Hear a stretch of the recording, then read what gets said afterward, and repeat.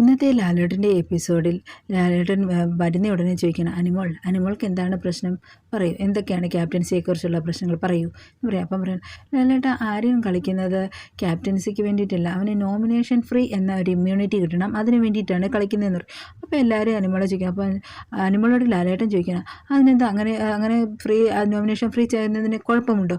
ഇല്ല ലാലേട്ട, കുഴപ്പമൊന്നുമില്ല. അനിമോൾക്ക് കുഴപ്പമുണ്ടോ? ഇല്ല. അനിമോൾക്ക് അങ്ങനെ ഒരു ഇമ്മ്യൂണിറ്റി കിട്ടി അനിമോൾ വേണ്ടെന്ന് പറയുമോ? ഇല്ല ലാലേട്ട, ഞാൻ വേണ്ടെന്ന് പറയില്ല, അങ്ങനെയല്ല ഞാൻ ഉദ്ദേശിച്ചത് എന്ന് പറയുന്നത്. പക്ഷേ അനിമോട് പറയുന്ന ആർക്കും മനസ്സിലാവും. അപ്പോൾ അനീഷിനോട് ചോദിക്കണം, എല്ലാ തവണയും എല്ലാ കാര്യത്തിനും വ്യക്തമായ ഉത്തരം കിട്ടാൻ അനീഷിനോടാണല്ലോ ചോദിക്കുന്നത്. അപ്പം ചോദിക്കണം, അനീഷ് എന്താണ് അനു പറയുന്നത്? അത് ലാലേട്ട, അനു പറയുന്നത് എന്താണെന്ന് എനിക്കിതുവരെ മനസ്സിലായിട്ടില്ല. അപ്പോൾ ചോദിക്കുകയാണ്, എങ്കിൽ ആര്യൻ പറയൂ.